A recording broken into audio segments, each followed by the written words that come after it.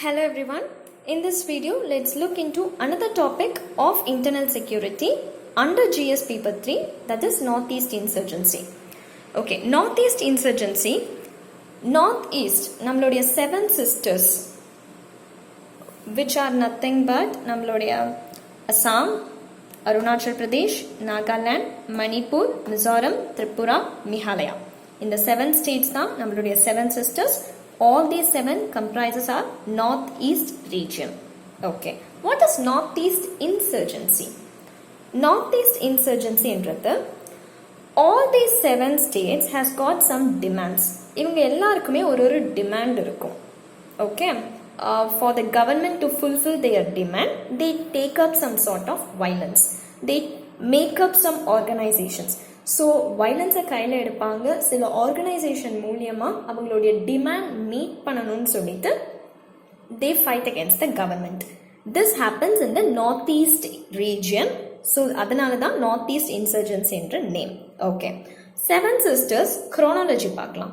அதாச்சும் எந்த காலகட்டத்தில் ஸ்டார்ட் ஆச்சுன்னு. நாகாலாண்டில் தான் நார்த் ஈஸ்டில் ஃபஸ்ட்டு இன்சர்ஜென்சி ஸ்டார்ட் ஆச்சு 1950s. After that, Mizoram and Manipur 1960s, Tripura and Assam 1970s, Meghalaya 1992. So, இப்படி தான் படிப்படியாக ஒரு ஸ்டேட் இன் நார்த் ஈஸ்டில் இன்சர்ஜென்சி ஸ்டார்ட் ஆக ஆரம்பிச்சது. So the very first state வந்து Nagaland, where the insurgency for the very first time started in northeast, followed by other states in the northeast. And one more important thing, seven sisters-னு சொன்னோம், but இங்கே பார்த்தீங்கன்னா totally 6 தான் இருக்குது. So what about Arunachal Pradesh? Very important note, Arunachal Pradesh is the only north eastern state which is free from insurgency. எந்த insurgency குரூப்ஸும் ஆர்கனைசேஷன்ஸும் அருணாச்சல் பிரதேஷில் உண்டாகலை.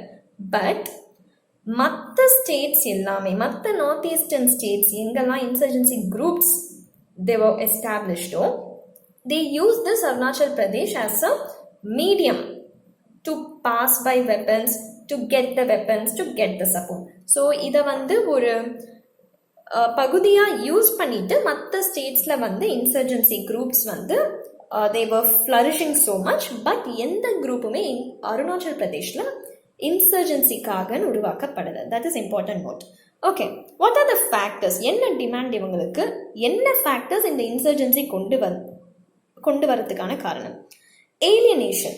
டிப்பிக்கலாகவே when we look at the map, Indian mainland கிட்ட இருந்து நம்மளுடைய நார்த் ஈஸ்டர்ன் ரீஜன் பார்த்தீங்கன்னா சிலிகுரி காரிடார் என்ற ஒரு நேரோ காரிடார் மூலியமாக தான் லிங்கேஜ் இருக்கும்.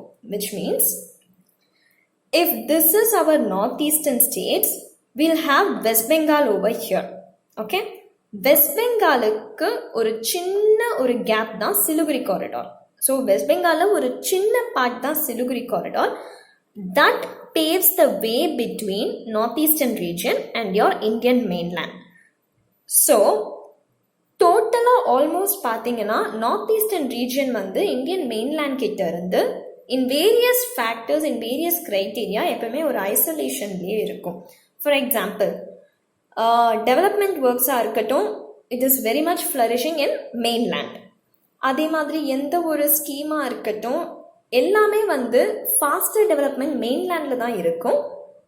It takes very long time or it even doesn't happen in the north eastern states also. So they have a sense of feeling of isolation. ஒரு தனிமைப்படுத்தப்பட்ட feeling எப்பயுமே நார்த் ஈஸ்டர்ன் ஸ்டேட்ஸ்க்கு இருக்குது. அதுதான் main reason for this type of insurgency. And second வந்து பார்த்தீங்கன்னா struggle for identity. Very important thing, north eastern states எல்லாமே நம்ம ஒரு கோல்காக தான் இருக்காங்கன்னு சொல்ல முடியாது. Because among the north eastern states there are so many different ethnicity. ஒரு ஸ்டேட்டுமே எடுத்தீங்கன்னா நிறைய எத்னிசிட்டி இருக்கும். So they have a clashes among themselves also. So ஒரு குரூப்புமே they struggle for their identity. அதனாலேயே இன்டர் கிளாஷஸ் நடக்கும், அதனாலேயும் இன்சர்ஜென்சி வந்துச்சு. So as a whole, isolation one of the reason, and second, interclashes among the different ethnicity of northeastern states is also another reason for this northeast insurgency. And cross border factors. Obviously, northeastern states To the eastern side, Myanmar irukku. To the south, we have got Bangladesh over here, and to the north, we have got China and Tibet. So overall, international borders boundary la northeastern states irukkathalo, obviously there is cross-border terrorism also, and adanaliyum one of the factors for our northeast insurgency. They get influenced by the cross-border various factors. And organized crime. What do you mean by organized crime? Organized கிரைம்குள்ள எதெல்லாம் அடங்குன்னு பார்த்தீங்கன்னா human trafficking, drug trafficking, wildlife trafficking, women and children trafficking, இது எல்லாமே நம்மளுடைய organized கிரைம்குள்ள வரும். And India is prone to organized crime because India is between the two major hubs of organized crime. ஒன்று வந்து நம்மளுடைய கோல்டன் ட்ரையாங்கிள்னு ஃபேமஸாக சொல்லப்படுற Laos, Myanmar and Thailand. So this is very much in proximity to the northeastern states of India. இங்கே நிறைய human trafficking, wildlife trafficking நடக்கிறதால they are a part or they are the main reason for northeast insurgency ன்னு சொல்லலாம். And also another one group பார்த்தீங்கன்னா golden crescent, but golden crescentக்கும் northeastern insurgencyக்கும் there is not that much link, but indirectly it paves way for it. So ரொம்ப close proximity நம்மளுடைய golden triangle to that of the northeastern states, which makes many crimes in the northeastern states. So these are all the various factors responsible for northeast insurgency.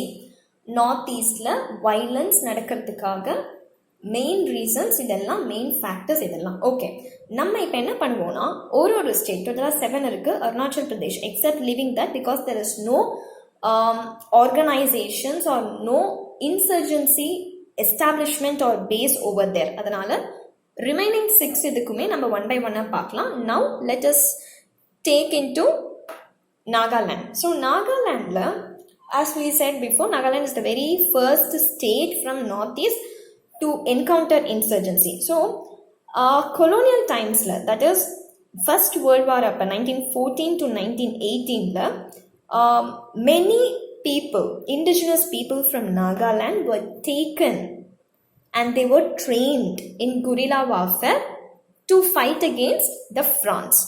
So அந்த மாதிரி தான் many people, many indigenous people, அதாச்சும் நாகாலாண்டில் இருக்கக்கூடிய பாரம்பரிய tribes எல்லாருமே they are very well versed in the guerrilla warfare.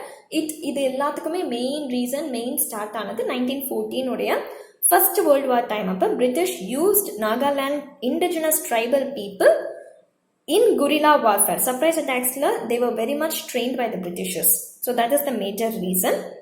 அதுக்கப்புறமா இவங்களுக்கு they encountered their own freedom. அவங்களுக்கு வந்து அந்த குரில்லா வார்ஃபேருக்கு அப்புறமா they become very strong.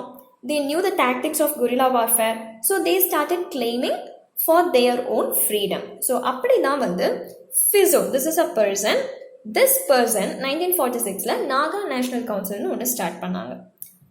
which means Nagaland அப்படின்னு சொல்லப்படுறது இனிஷியலாக பார்த்தீங்கன்னா they were all one thing, only Assam was there, okay? but இந்த நாகா people வந்து அவங்களுக்கான டெரிட்டரி உற்பத்தி பண்ணணும்னு சொல்லிட்டு they were very much interested and they needed it very much.